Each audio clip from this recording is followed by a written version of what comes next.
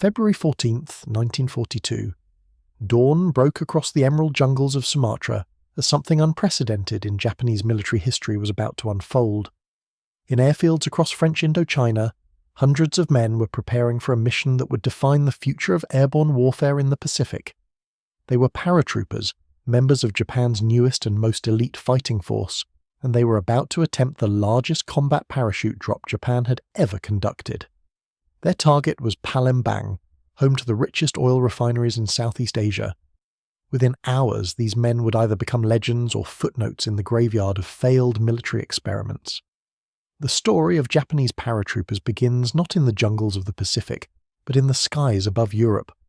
In May 1940, as German Fallschirmjäger paratroopers descended upon Holland and Belgium, military observers from around the world watched in stunned fascination. The concept was revolutionary. Soldiers falling from the sky, bypassing traditional defensive lines, capturing strategic objectives before conventional forces could react. The age of vertical warfare had arrived, and Japan realized it was dangerously behind. In the Imperial Japanese Army headquarters in Tokyo, staff officers pored over intelligence reports from Europe. The German success at Fort Eben-Emael in Belgium was particularly striking. A force of just 78 paratroopers had captured what was considered the most heavily fortified position in Europe in less than 24 hours. The implications for Japan's planned expansion across the Pacific were immediately apparent. The vast island chains of the Dutch East Indies, British Malaya, and the Philippines presented unique strategic challenges. Traditional amphibious assaults were vulnerable to air attack, but paratroopers could strike inland, capturing airfields before enemy aircraft could respond, securing vital installations before defenders could destroy them. The Imperial Japanese Navy drew the same conclusions independently. In a pattern that would define much of Japan's wartime military development, both services began developing parachute forces in parallel, competing for resources and refusing to coordinate. The Army would create the Teishin Shudan, or raiding group. The Navy would form parachute battalions within their special naval landing forces, the elite marine infantry known as the SNLF. This institutional rivalry would hamper efficiency, but produce two distinct and capable airborne units. The Navy moved first. In November 1940, the Yokosuka Naval District began Experiment 1001, the formal evaluation of airborne assault tactics. Lieutenant Colonel Kawashima, a junior officer with an engineering background, was given command of the experimental program. His mission was straightforward but daunting: create Japan's first paratrooper force from scratch. There were no manuals, no established training protocols, no purpose-built equipment. Everything would have to be developed through trial and error. Kawashima began recruiting volunteers from the naval infantry in early 1941. The requirements were stringent. Men had to be physically fit, mentally stable, and willing to undertake training that many considered suicidal. The volunteers were told almost nothing about what they would actually be doing. Security was absolute. The entire program was classified at the highest levels. Japan's military leadership understood that surprise was essential. If potential enemies knew Japan was developing airborne forces, they would prepare countermeasures. Training began in an abandoned airship hangar at Titayama. The volunteers, stripped of their naval uniforms and dressed as university students to maintain the cover story, began what they would later describe as the most physically demanding regimen any of them had experienced. Gymnastic exercises consumed entire days. They trained on parallel bars, practiced tumbling, built up a body strength until their muscles screamed. The conditioning had a purpose. Parachute landings, they were told, generated impact forces equivalent to jumping from a 2-story building. Without proper training, broken ankles and shattered knees would be commonplace. But physical conditioning was only the beginning. The psychological challenge was even greater. In February 1941, Kawashima transported his volunteers to the Yomiuri amusement park in Tokyo. The park featured a parachute tower, 70 meters high, originally built for entertainment. The trainees, still dressed in civilian clothes, joined ordinary Japanese citizens queuing for rides. When their turn came, they were strapped into harnesses and hauled to the top of the tower. The mechanism released, dropping them in free fall before parachutes deployed, jerking them to a bone-rattling stop just meters above the ground. The exercise served multiple purposes. It accustomed the men to the sensation of free fall, tested their ability to control panic, and provided cover. To onlookers, They were simply university students on holiday. No one suspected these young men would soon be Japan's first combat paratroopers.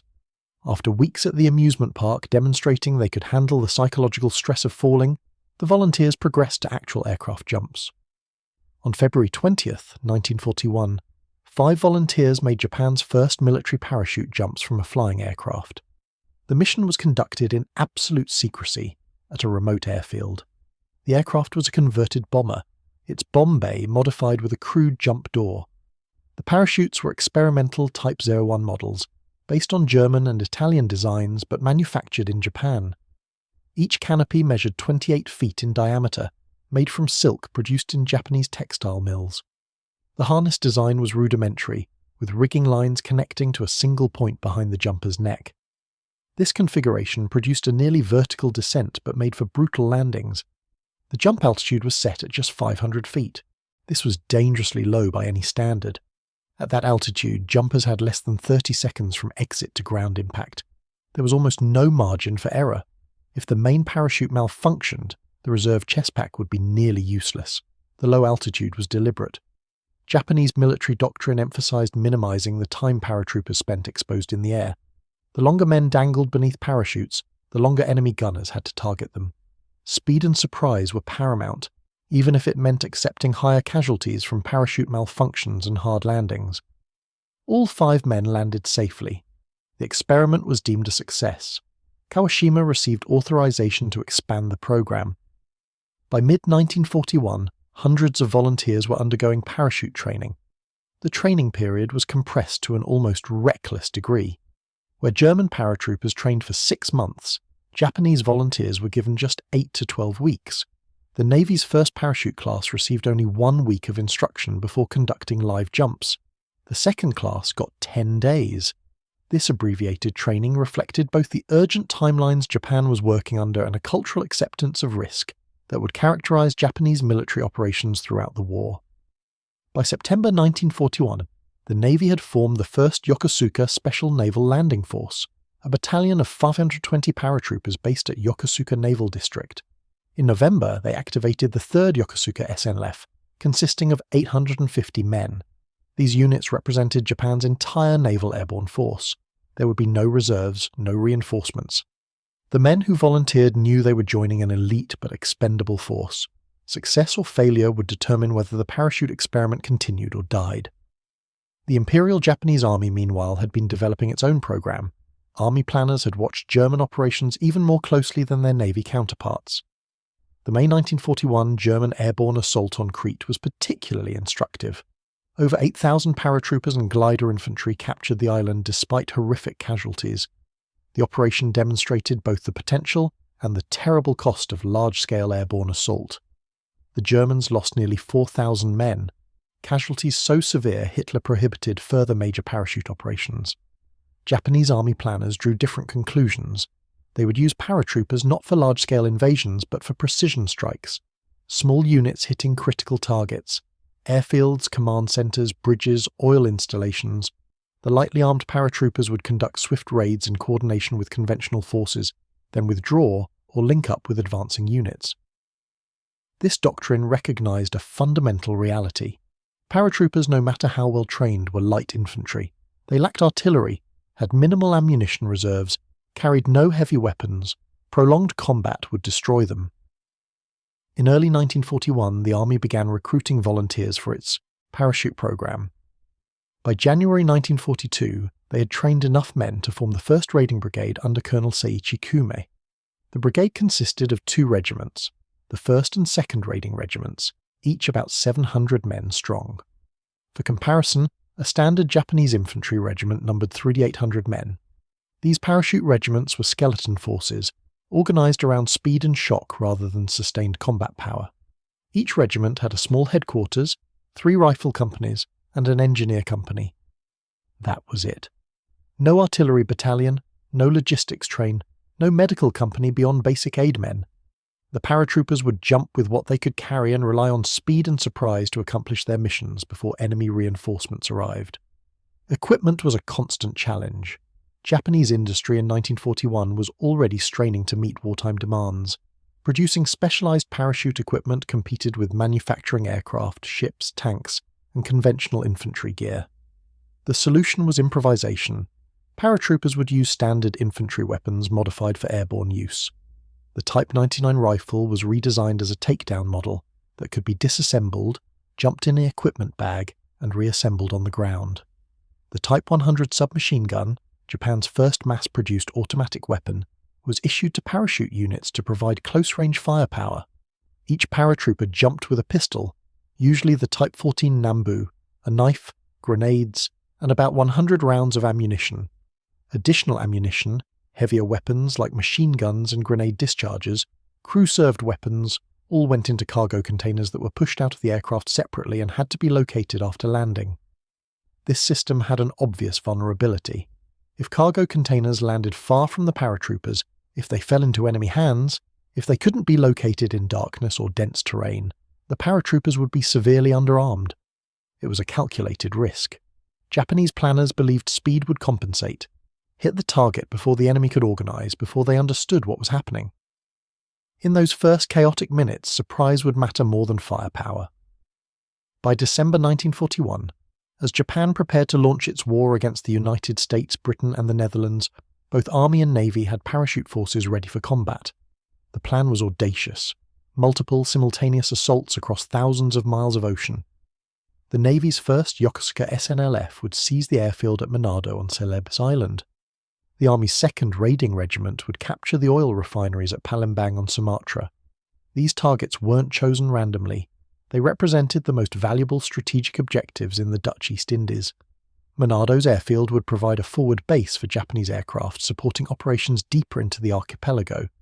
Palembang's refineries produced nearly 3 million tons of oil annually, fuel Japan desperately needed to sustain its war machine. But the operations almost didn't happen. On January 3, 1942, disaster struck. The Army's 1st Raiding Regiment, fully equipped and en route to their staging base in Indochina, was aboard the transport ship Mako Maru when fire broke out. The blaze spread rapidly through the cargo holds. The paratroopers evacuated but lost everything. Parachutes, weapons, equipment, supplies, all consumed by flames or sent to the bottom of the South China Sea when the ship sank. The regiment survived but was combat ineffective. It would take months to re-equip them. The Palembang operation would have to proceed with only the 2nd Raiding Regiment, roughly half the originally planned force, January 11, 1942, 3 weeks before Palembang. The Navy's paratroopers were about to make history. At airfields in Malaya, recently captured from British forces, flight crews prepared 28 Mitsubishi G-3M medium bombers for a special mission. These aircraft, designated Nell by Allied intelligence, were twin-engine machines designed for reconnaissance and bombing. They had been hastily modified for parachute transport. Bomb bay doors removed, crude plywood floors installed, basic jump apertures cut into the fuselage. Each aircraft would carry 12 paratroopers plus crew. Commander Toyoaki Horiuchi, commanding the 1st Yokosuka SNLF, briefed his men. The mission was straightforward in concept but complex in execution. They would jump at first light onto Langowan Airfield near Manado. The target was defended by Dutch colonial forces, about 200 troops with machine guns and field artillery. Intelligence suggested the defenders were mostly reserves and local militia. The Japanese paratroopers, supposedly elite naval infantry, should overwhelm them. But no one knew for certain. This was Japan's first combat airborne operation. Everything was theory until men started jumping. The paratroopers loaded their aircraft in darkness. Each man carried about 60 pounds of equipment: rifle or submachine gun, ammunition, grenades, water, emergency rations, first aid kit, and the parachute itself. The Type 01 parachutes weighed nearly 40 pounds. Moving was difficult. The men shuffled rather than walked, bent under their loads. Inside the converted bombers, they sat on metal benches along the fuselage walls. There were no safety harnesses, no comfort, no heat. The flight to Manado would take hours.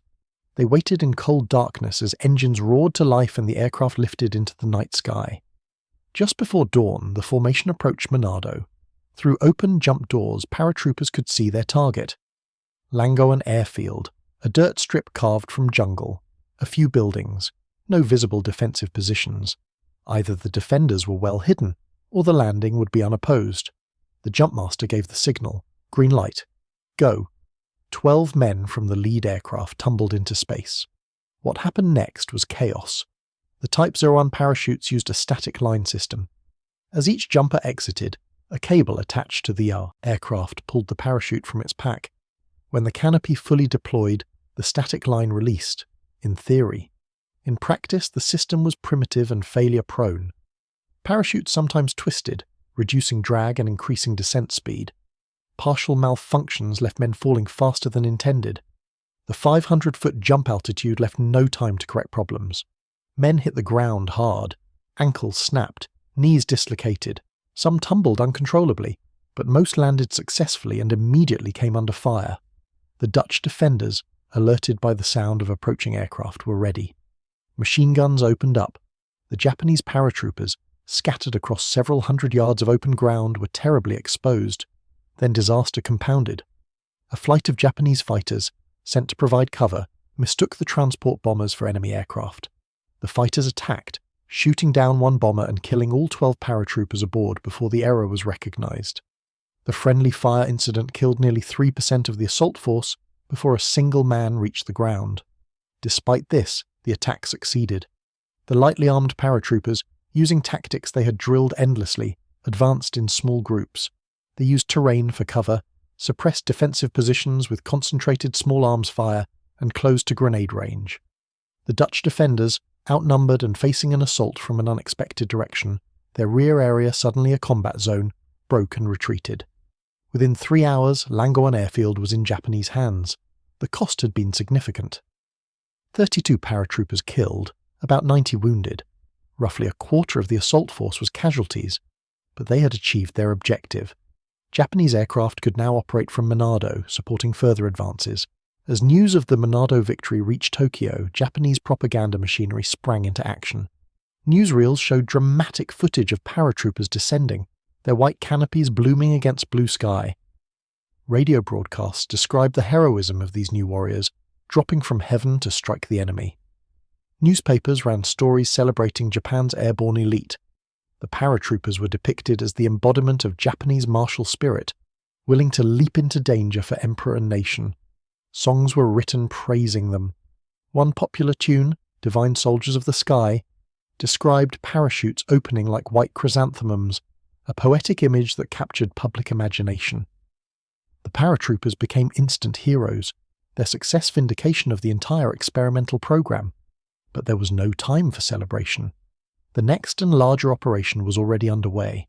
Palembang beckoned. In French Indochina, the Army's 2nd Raiding Regiment under Major Takeo Kimura was preparing for the most important mission Japanese paratroopers would ever attempt. The target was almost impossibly ambitious. 2 objectives miles apart. The first was Pangkalan Benteng Airfield, designated P1 by Allied forces, about 50 miles south of Palembang City. The second was the Plajo oil refinery complex, the most valuable industrial installation in Southeast Asia. Both were defended by Dutch colonial troops, British RAF personnel, and a smattering of Australian units. Intelligence estimated the total defensive force at about 2,000 men with artillery support and possibly air cover from RAF Hurricane and Blenheim aircraft based at the airfield. Colonel Seiichi Kumi, commanding the overall Army parachute force, understood the risks. His regiment numbered just 450 men, undermanned even by parachute standards because of the Mako Maru disaster. They would be jumping into defended positions in broad daylight. If Allied aircraft were still operational when they arrived, the transport planes would be massacred. If the cargo containers carrying heavy weapons landed in the wrong places, his men would be outgunned. If Dutch engineers detonated demolition charges, the refineries would be destroyed and the entire operation pointless. Everything had to work perfectly. Speed, surprise, and luck. Those were his only advantages. February 13th, 1942, the day before the jump. Allied intelligence knew something was coming, but not what or where. RAF reconnaissance had spotted Japanese naval forces approaching southern Sumatra. Clearly an amphibious assault was planned. Dutch commanders at Palembang prepared for a seaborne attack up the Musi River. They positioned their limited forces to defend the approaches from the sea. The possibility of an airborne assault apparently wasn't seriously considered. Parachute operations were still relatively rare. The Germans had used them dramatically, but most commanders viewed them as risky gambles, not standard tactics. On the morning of February 14th, the Japanese strike force lifted off from airfields in Cambodia. The air armada consisted of Kawasaki Ki-56 transport planes, designated Thelma by the Allies, escorted by Nakajima Ki-43 Oscar fighters. The transports were twin-engine aircraft similar to the American DC-3. Each carried about 15 paratroopers. Mitsubishi Ki-21 Sally bombers flew alongside, loaded not with explosives, but with cargo containers full of ammunition and crew-served weapons. The flight to Palembang took several hours. Inside the transports, men tried to manage their fear. Many were making their first combat jump. They had trained for this moment, but training couldn't replicate the reality. Flying into hostile territory, no idea what awaited them on the ground, knowing that hundreds of things could go wrong and any one of them could be fatal. They checked and rechecked equipment, tested parachute releases, reviewed the plan. When P1 airfield appeared below, the jumpmaster gave the command, "Stand up, hook up, equipment check." Then the green light and men shuffled to the door and threw themselves into Kong. Approximately 180 men from the 2nd Raiding Regiment jumped over and around P1 airfield. They fell through anti-aircraft fire. The Dutch and British defenders, stunned by the sight of parachutes blooming overhead, recovered quickly and opened fire. Bofor's 40mm guns designed for shooting down aircraft now tracked slow-moving paratroopers. Tracer rounds streaked upward. Some men were hit before reaching the ground, their bodies going limp beneath collapsed canopies. Others landed and immediately came under rifle and machine gun fire. It was a nightmare scenario, exactly what training had tried to prepare them for. Simultaneously, about 90 men jumped near the Plateau refinery, miles to the west. The plan called for these two forces to capture their objectives independently, then link up. Major Kimura, commanding the airfield assault force, landed hard several miles from his intended drop zone. His aircraft had been forced off course by anti-aircraft fire. He gathered the men who had landed near him, about 25 troopers, and began moving toward the airfield. Around him, scattered across miles of jungle and rice paddies, other groups were doing the same. The jump had scattered the force badly. Small groups of 5 or 10 men, isolated, disoriented, trying to find each other and locate their objectives. At the refinery, the situation was equally chaotic but more successful. The 90 paratroopers who landed near Plateau achieved complete surprise. The refinery workers and guards didn't realize what was happening until Japanese troops were already on the ground. The paratroopers moved fast, following their briefings. They knew the refinery layout from aerial photographs and pre-war intelligence. They knew where the demolition charges had been placed by Dutch engineers. Securing those charges was the absolute priority. If the Dutch blew the refinery, the entire operation failed. A makeshift counterattack by Dutch Home Guard troops and RAF anti-aircraft gunners attempted to retake the refinery. The fighting was vicious, close range, often hand-to-hand. The Dutch forces lacked training and organisation but had numbers and knew the terrain. The Japanese paratroopers were outnumbered but had initiative and desperation. Casualties mounted on both sides. The Dutch managed to detonate some demolition charges, setting oil storage tanks ablaze. Thick black smoke filled the sky, but the main refinery equipment remained intact. The paratroopers held. At P1 airfield, Major Kimura's scattered forces were slowly coalescing. By early afternoon, he had gathered about 100 men. They captured a Dutch armoured car and several vehicles, using them to establish roadblocks that cut the airfield off from Palembang city. When Dutch reinforcements tried to reach the airfield, they ran into these roadblocks and were forced back. The Japanese lacked the strength to assault the airfield directly, but they could isolate it. And that's what mattered, preventing Allied aircraft from taking off or landing. Then Colonel Kume arrived. His transport had crash-landed several miles from the drop zone. He and his small staff, along with a precious 37mm anti-tank gun crew, had trekked through swamps and jungle for hours.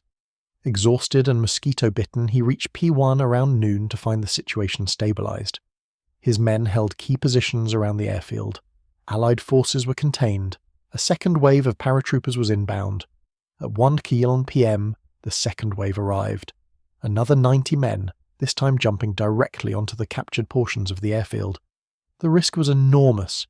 If Allied forces still held parts of the field, the incoming transports would be shot down, but the gamble worked. The drop zone was secure. The second wave landed without significant casualties and immediately distributed the ammunition and weapons that came down with them in cargo containers. Now the Japanese had machine guns, grenade dischargers, and enough ammunition for sustained combat. By evening, Lieutenant Adachi led a patrol into Palembang city itself. They found it largely abandoned. Dutch authorities had evacuated south toward the coast. Parts of the city were burning. The patrol reached the Musi River and found 2 Dutch patrol boats, the P-38 and P-40. They disabled one. The other escaped upriver. Adachi sent word back to Koom that Palembang was undefended. Koom ordered more forces into the city to secure it before the amphibious assault force arrived. On February 15th, the seaborne component of the Japanese invasion force began landing. The 229th Infantry Regiment of the 38th Division came ashore and moved up the Musi River. They faced sporadic resistance. Allied aircraft, operating from Java after evacuating Sumatra, attacked the landing barges.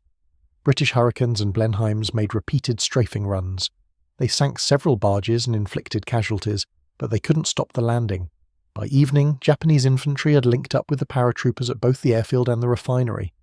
The next morning, February 16th, the operation was essentially complete. The refineries were secure, damaged, but operational. The airfield was in Japanese hands. Palembang city was occupied. The Dutch defenders had withdrawn or surrendered. The cost to the paratroopers had been heavy. Exact casualty figures vary, but probably 50 to 70 killed and over 100 wounded out of the original 450-man force, a casualty rate approaching 30%. But they had succeeded. The oil that Japan needed was secured. The strategic situation in the Dutch East Indies was fundamentally altered. The Palembang operation demonstrated both the potential and the limitations of Japanese airborne forces. When everything worked, when surprise was achieved, and the enemy was unprepared, paratroopers could accomplish missions impossible for conventional forces, but the margins were razor-thin, heavy casualties, even in success, total dependence on surprise, vulnerability to anti-aircraft fire and enemy air power, no ability to sustain operations without rapid link-up with conventional forces. Japanese propaganda celebrated Palembang even more extravagantly than Manado. The media portrayed it as a brilliant victory, a vindication of innovative tactics and Japanese martial superiority. What the propaganda didn't mention was that Allied demolition efforts had partially succeeded. The refineries were damaged and would require months of repair work to reach full production. The paratroopers had saved the facilities from complete destruction, but the oil wouldn't flow immediately, and the casualties among these elite, expensively trained troops couldn't be easily replaced. After Palembang, Japanese paratroop operations continued, but on a smaller scale. On February 19, 1942, the Navy's 3rd Yokosuka SNLF jumped on Kupang in West Timor. This operation was far less successful. The 630 paratroopers landed in the middle of an Australian defensive position. The Australians, veteran troops who had fought in North Africa, were not Dutch colonial militia. They didn't panic. They held their fire until the Japanese were on the ground and vulnerable, then opened up with massed small arms fire. The carnage was appalling. The Japanese paratroopers suffered catastrophic casualties, possibly 200 dead in the first hours. The survivors withdrew into the jungle and waged a bitter guerrilla campaign. The 3rd Yokosuka SNLF effectively ceased to exist as a coherent unit. The Timor disaster reinforced lessons already apparent. Paratroopers were shock troops for specific missions, not general-purpose infantry. Using them against prepared, competent defenders in broad daylight was suicide. After Timor, Japanese airborne forces were pulled back to Japan. Through 1942 and 1943, they trained, recovered, and absorbed replacements. But they never again conducted the kind of large-scale, independent operations that characterized the early months of 1942. By late 1944, with the Pacific War turning decisively against Japan, military planners looked again at their parachute forces. American bombers were striking Japanese cities from bases in the Marianas. The Philippines were under assault. Desperate times called for desperate measures. In December 1944, Japanese commanders decided to use paratroopers in a raid on American airfields on Leyte in the Philippines. The mission was essentially suicidal. The paratroopers, now operating not as the elite force of 1942, but as one of many increasingly desperate Japanese units, would jump onto American-held airfields at night, destroy as many aircraft as possible, and inflict maximum casualties. No extraction plan existed.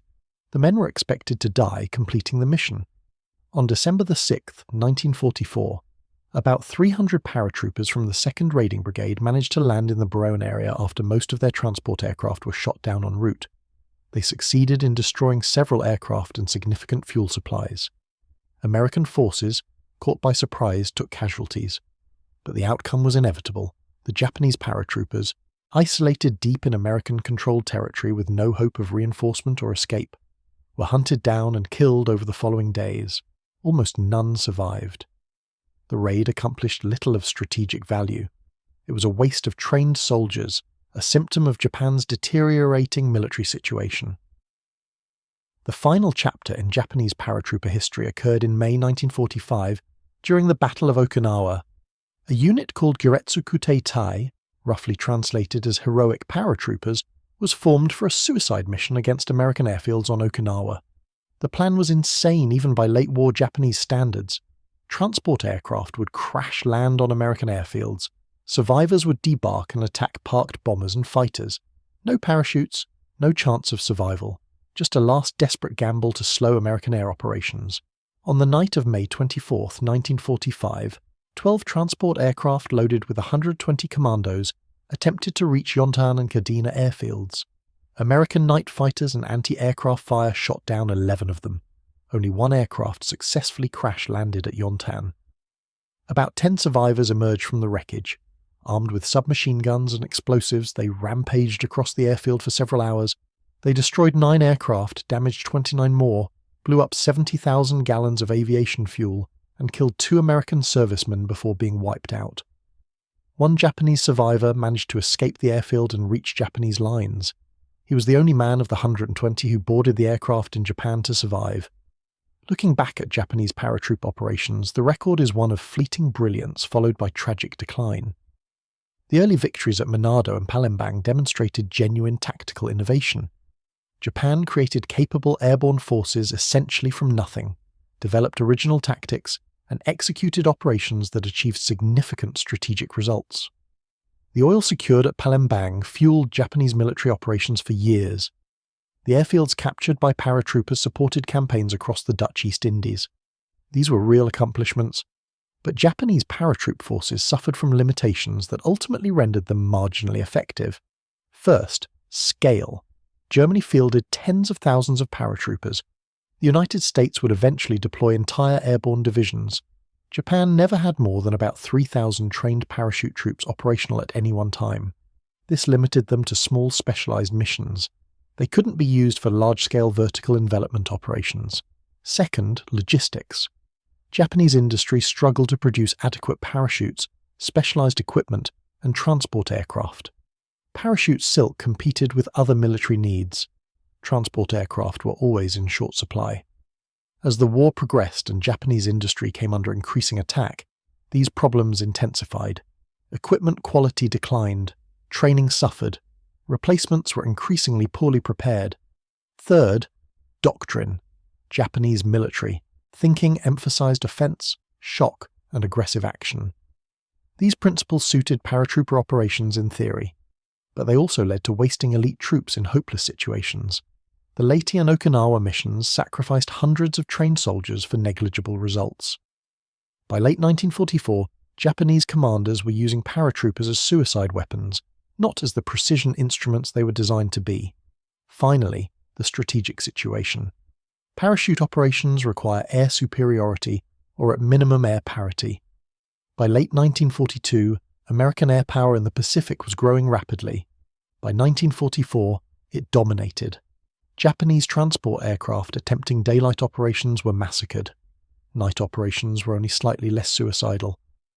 Without the ability to deliver paratroopers to their objectives, airborne forces became irrelevant. The men who volunteered for Japanese parachute units in 1941 were among the most highly motivated soldiers Japan produced. They endured brutal training, jumped from dangerous altitudes with primitive equipment, and fought with skill and determination. At Palembang, they succeeded in a mission most military professionals considered nearly impossible. They captured and held vital installations against superior numbers until conventional forces arrived. They are remembered in Japan as exemplars of martial spirit, but they were also victims of a military system that too often valued courage over practicality, that sacrificed trained soldiers in hopeless situations, that failed to provide adequate equipment or support. The early war successes of Japanese paratroopers were remarkable. The later war waste of these elite forces was tragic. Today, the ruins of the Plajo refinery complex still stand near Palembang, rusted tanks and twisted pipework slowly being reclaimed by jungle. Few visitors know that this site was once the objective of Japan's most important airborne operation. In Tokyo, a small monument honors the memory of Japanese paratroopers. Their story remains largely unknown outside Japan, overshadowed by larger campaigns and more famous battles. But for 3 years, from 1941 to 1944, Japanese paratroopers represented something unique in Pacific warfare. They were the shock troops of a new kind of combat, vertical envelopment, soldiers falling from the sky to strike where they were least expected. Their white parachutes blooming above tropical jungles became a symbol of Japanese offensive power in the early war period. When that power faded and Japan turned to defense and desperation, the paratroopers were wasted in futile gestures. The first combat drop at Manado on January 11, 1942, marked Japan's entrance into the elite club of nations capable of conducting airborne operations. The successful raid on Palembang a month later proved the concept could work on a large scale against significant opposition. These operations inspired awe and fear among Allied forces still adapting to the Pacific War's unique challenges, but the toll was unsustainable. The casualties, the equipment losses, the expenditure of highly trained soldiers for objectives that conventional forces could eventually capture anyway, all indicated that Japanese airborne forces, while capable, were being used in ways that guaranteed their eventual exhaustion. By war's end, the great experiment was over.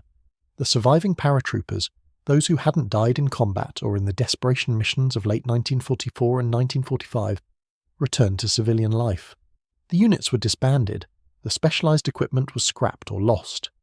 Modern Japan's self-defense forces eventually created airborne units again, but they exist in a completely different context.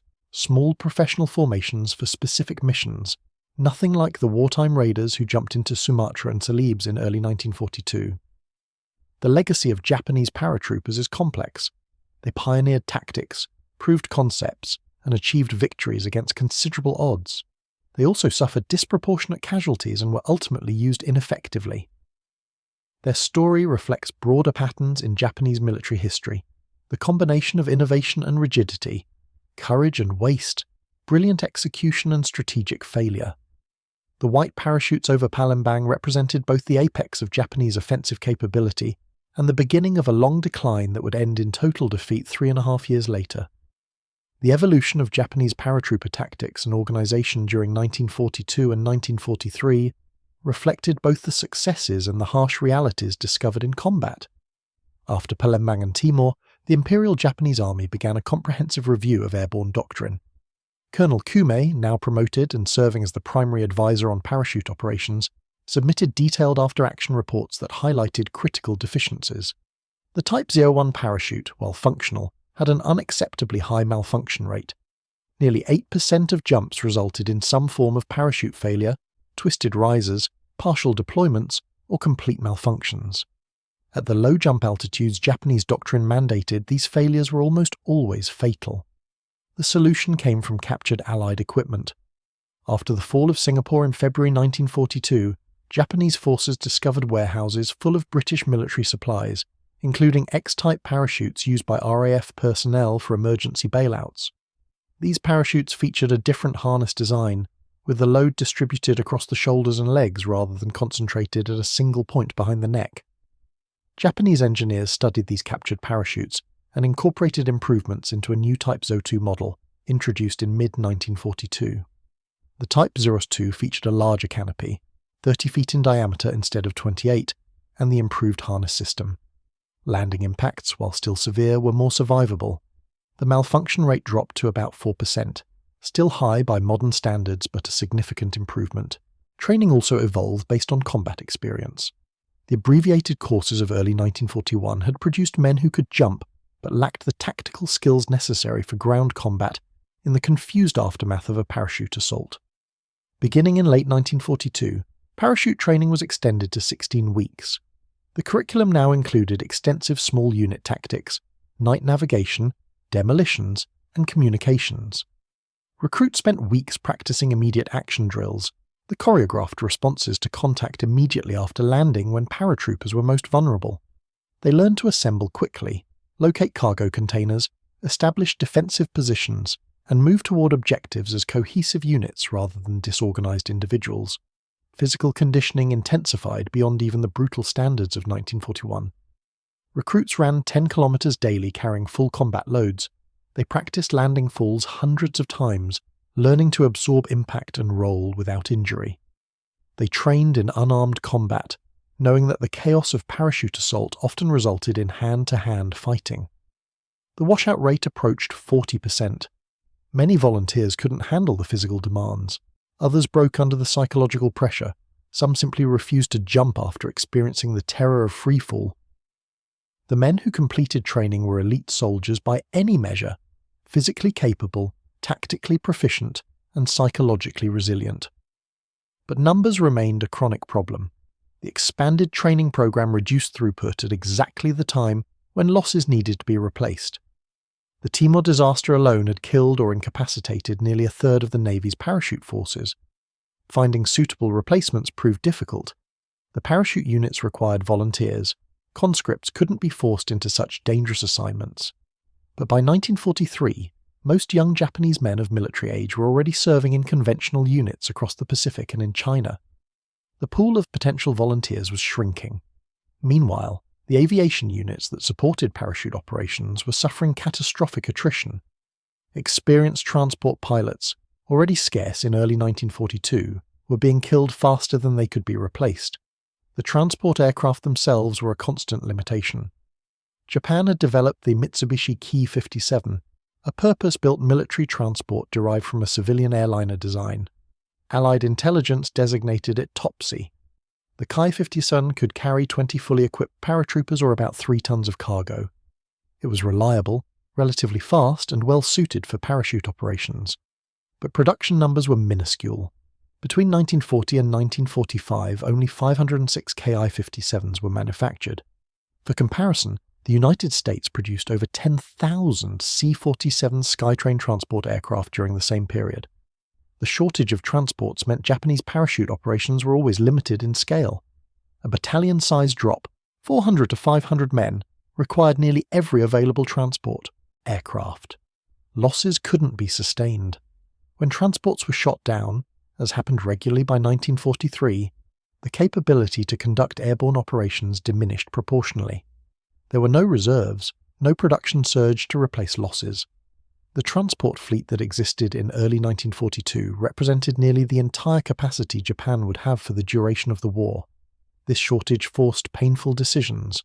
Should transports be used for parachute operations or for routine logistics, flying supplies to isolated garrisons across the Pacific? Both missions were critical. Both competed for the same limited resources. Increasingly, routine logistics won. Islands like Rabaul, Truk, and later the Philippines required constant supply flights. Cut off from naval supply routes by American submarines and air attacks, these garrisons depended on air transport for survival. Using precious transports for risky parachute operations when they were desperately needed elsewhere became unjustifiable. The result was that after mid-1942, major Japanese parachute operations essentially ceased. The forces existed, trained, and waited. But they weren't deployed. Occasional small-scale missions occurred. A company dropped here, a platoon there, but nothing approaching the scale of Palembang. The paratroopers became a strategic reserve that couldn't be committed because the resources to deploy them didn't exist. This enforced idleness had consequences. Elite soldiers, trained for specific high-intensity missions, were kept in garrison performing routine duties. Morale problems emerged. Men who had volunteered for the most dangerous duty the Japanese military offered found themselves assigned to airfield security and guard duty. Some requested transfers to conventional units where they could actually fight. Others grew frustrated and bitter. The special status and privileges parachute units enjoyed, better food, superior equipment, exemption from many routine military duties, bred resentment among regular infantry who were dying in places like Guadalcanal and New Guinea while the paratroopers sat safely in Japan. In late 1943, the strategic situation forced a partial solution. American forces were advancing across the Central Pacific, seizing islands that brought their bombers within range of Japan itself. The homeland was threatened for the first time. Japanese military planners began preparing for the ultimate battle, the defense of the home islands against inevitable American invasion. In this context, parachute forces found a new mission. They would form part of the Homeland Defense Force, rapid reaction troops who could be flown to threatened areas and dropped to reinforce local defenders.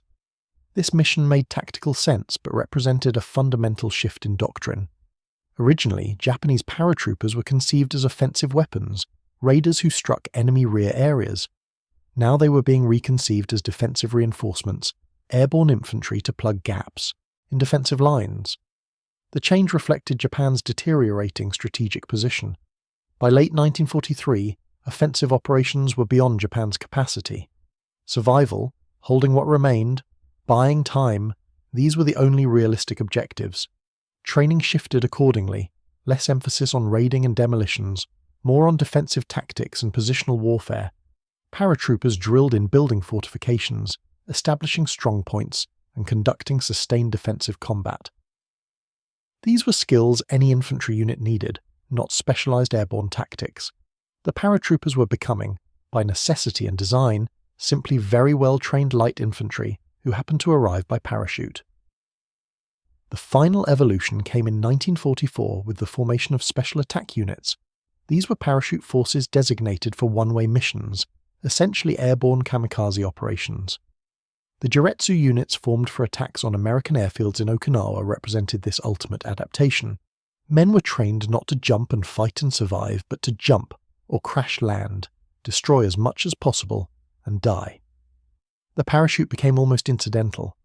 These units were commandos delivered by air, not paratroopers in any traditional sense.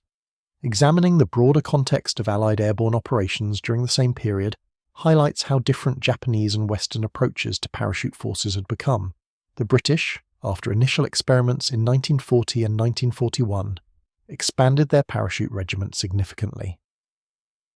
By 1944, Britain fielded 2 complete airborne divisions, the 1st and 6th, each containing thousands of paratroopers supported by glider infantry, artillery, engineers, and logistics units. These were combined arms formations capable of independent operations lasting days or weeks. The Americans went even further. The 82nd and 101st Airborne Divisions became household names. Each division contained over 12,000 men, organized into complete regimental combat teams with organic artillery, engineers, medical support, and logistics. American doctrine emphasized mass and sustainability. Airborne divisions were designed to seize and hold large areas, not conduct hit-and-run raids. The June 1944 Normandy invasion saw over 13,000 American paratroopers dropped in a single night, supported by thousands more glider infantry. This scale was beyond anything Japan could have conceived, let alone executed. The difference reflected broader economic and industrial realities. The United States could afford to build thousands of transport aircraft, train tens of thousands of paratroopers, and equip them with lavish amounts of specialized equipment. Britain, despite severe economic constraints, still managed to field substantial airborne forces. Both nations treated paratroopers as important, but not irreplaceable. Casualties were expected and could be absorbed. Units that suffered heavy losses were rebuilt. Japan couldn't operate this way. Every paratrooper represented a significant investment in training time and resources that couldn't be easily replaced. Every transport aircraft lost was gone permanently. This created a conservative approach to operations. Paratroopers were husbanded, saved for the critical moment that somehow never arrived. By the time that moment came, in late 1944 and 1945, the strategic situation had deteriorated so completely that no amount of tactical excellence could matter. The human stories behind these strategic considerations provide insight into what motivated men to volunteer for such dangerous duty. Corporal Masao Watanabe, who jumped at Palembang and survived the war, recorded his experiences in a memoir published in Japan in 1967. His account describes the mixture of patriotism, youthful adventure-seeking, and peer pressure that led him to volunteer. At 19, serving in an ordinary infantry company in Manchuria, he heard about the new parachute units forming and saw an opportunity for glory and advancement. The Japanese military emphasized individual heroism and sacrifice. Paratroopers embodied these values.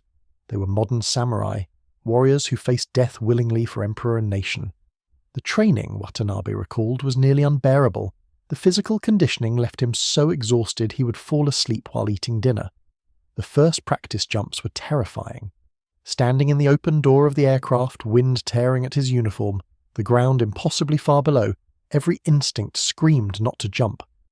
But he jumped because others were watching, because refusing meant shame and disgrace, because his entire identity as a soldier and a man depended on overcoming fear.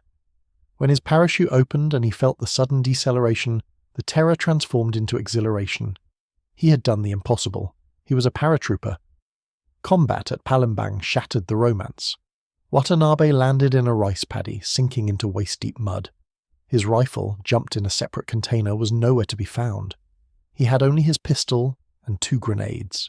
Dutch machine gun fire swept across the paddy, bullets snapping past his head. Men around him were hit, crying out, falling. He struggled through the mud toward the dike that offered cover, expecting every second to feel the impact of bullets tearing into his body. The chaos was total.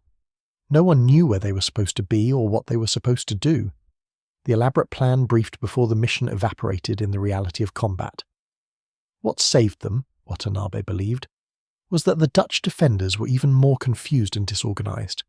The sight of paratroopers falling from the sky, the unexpectedness of attack from above, created panic.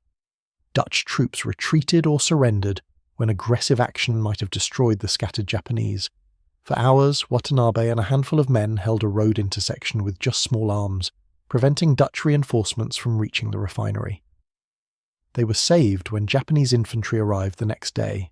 Of the 15 men in his stick, the group that jumped from his aircraft, 5 were dead and 6 wounded. Only 4, including Watanabe, were unhurt. After Palembang, his unit returned to Japan for rest and retraining. He spent the next 2 years training replacements, passing on hard-won lessons to young recruits who looked at him with awe. He was a combat veteran, a survivor of Japan's most famous airborne operation. But he also saw the declining quality of new recruits.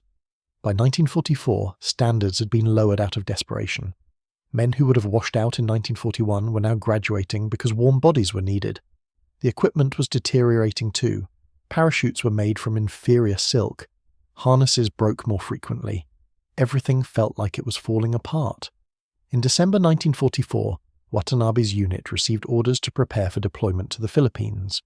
The mission brief was sobering. They would jump on American-held airfields, destroy aircraft and inflict casualties. No mention of extraction or reinforcement. Everyone understood it was a suicide mission. Watanabe prepared to die. He wrote final letters to his family, gave away personal belongings, and tried to accept his fate. But at the last moment, his unit's deployment was cancelled. The transport aircraft assigned to them were diverted to evacuate wounded from Leyte. He never jumped in combat again. The war ended with him still in Japan, training for the invasion that never came. Watanabe's experience was typical in many respects. Early glory, followed by long periods of inactivity, ending in the recognition that all the training and sacrifice would be wasted in hopeless final missions. Many of his comrades did die in the late war suicide operations. He survived through luck and timing, nothing more. His memoir is notable for its lack of bitterness. He remained proud of his service, proud of what Japanese paratroopers accomplished at Palembang and Manado. But he also acknowledged the futility. They had won tactical victories that meant nothing strategically. The war was lost regardless of individual heroism. The technical development of Japanese airborne equipment continued throughout the war despite resource shortages. Engineers worked on improved parachute designs, experimenting with different canopy shapes and materials. The Type 03 parachute, introduced in limited numbers in 1944, featured a modified canopy design that provided better stability and slower descent. But production was tiny. Most paratroopers continued using Type 02 parachutes until the war's end. More successful was the development of specialized weapons. The Type 2 paratroop rifle, a takedown version of the standard Type 99, could be disassembled into two sections that fit into a padded bag jumped by the paratrooper. Assembly on the ground took about 30 seconds. The weapon maintained zero inaccuracy despite repeated disassembly. The Type 100 submachine gun, though it had reliability issues, provided automatic fire capability, critical in the first minutes after landing. Each parachute rifle company had a section equipped with Type 100s, whose job was to lay down suppressive fire, while others assembled their rifles and organised for assault. The Type 89 grenade discharger, called a knee mortar by American troops who incorrectly thought it was fired from the knee, was modified for airborne use. The standard version weighed 10 pounds. The parachute version, designated Type 89 Modified, was lightened to 6 pounds by removing the heavy base plate and shortening the barrel slightly. Range and accuracy decreased, but the weapon remained effective for close support. Each parachute platoon had 2 grenade dischargers, providing organic indirect fire capability. Less successful were attempts to develop heavier weapons for airborne use.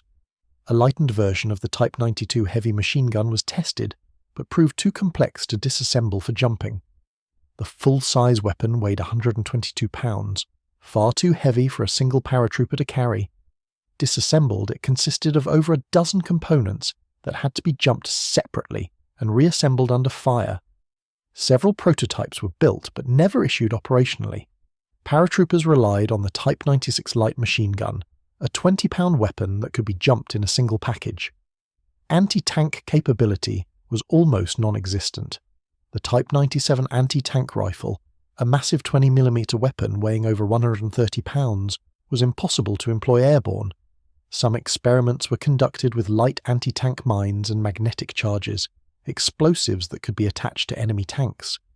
But realistic thinking acknowledged that paratroopers would avoid enemy armour if possible. They weren't equipped or trained for anti-tank combat. Communications equipment was primitive by Allied standards. Japanese radios were heavy, fragile, and had limited range. The Type 94 portable radio, standard issue for parachute units, weighed 35 pounds complete with batteries, and had a maximum range of about 5 miles under ideal conditions. In jungle terrain or bad weather, range dropped to perhaps 2 miles. This severely hampered coordination during operations.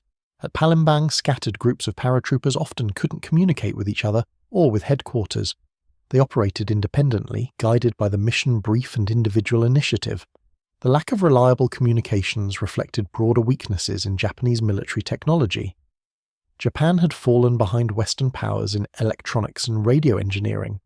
While American paratroopers carried handheld walkie-talkie radios weighing just 5 pounds with ranges up to 3 miles, Japanese troops relied on bulky pre-war designs. Attempts to copy captured American radios were unsuccessful. Japanese industry lacked the precision components and quality control necessary to manufacture reliable electronics. These technical limitations had tactical consequences. Western airborne operations emphasized coordination and combined arms. Artillery fire could be called in by radio. Air support could be directed onto targets. Separated units could communicate and coordinate movements. Japanese paratroopers operated more independently, small units executing their piece of the plan without real-time coordination with others. This worked when the plan succeeded and surprise was achieved. When things went wrong, when units landed in the wrong place or encountered unexpected resistance, the lack of communications made recovery nearly impossible. The few post-war interviews with Allied soldiers who fought Japanese paratroopers provide interesting perspectives. A Dutch sergeant who defended the Plaggio refinery described the Japanese assault as terrifying but disorganized. The Japanese came in small groups, very aggressive, firing constantly but without apparent coordination. They seemed to be making it up as they went along. This perception was accurate. Japanese parachute doctrine emphasized individual initiative and aggressive action. Small unit leaders were expected to assess situations and act independently. This could be effective, but also led to piecemeal attacks that could be defeated in detail. A British RAF armourer who was at P1 airfield during the attack recalled the sheer strangeness of seeing men falling from the sky. We'd heard about German paratroops in Europe, but seeing it yourself was different. They came down all around us, hundreds of them, white parachutes everywhere. We shot at them in the air, hit several, but most landed safely. Then it was just chaos, fighting all around the airfield, no front line, Japanese everywhere. We held out for maybe 6 hours before the order came to withdraw. The Japanese fought hard, took casualties but kept coming.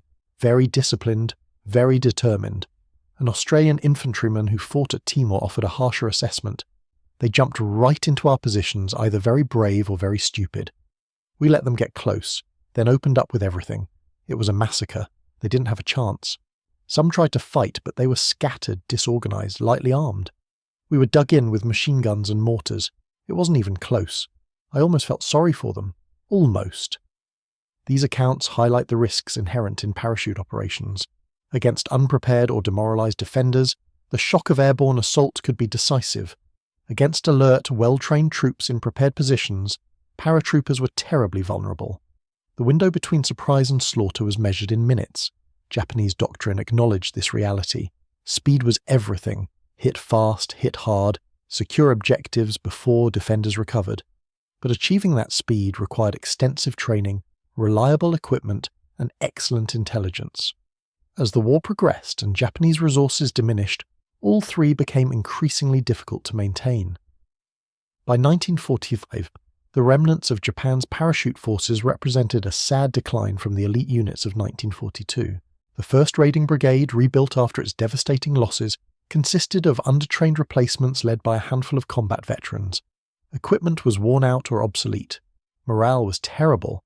Everyone knew the war was lost. The men trained mechanically, going through motions, waiting for orders they hoped would never come. When those orders did come for the Okinawa suicide mission, they were received with resignation rather than enthusiasm.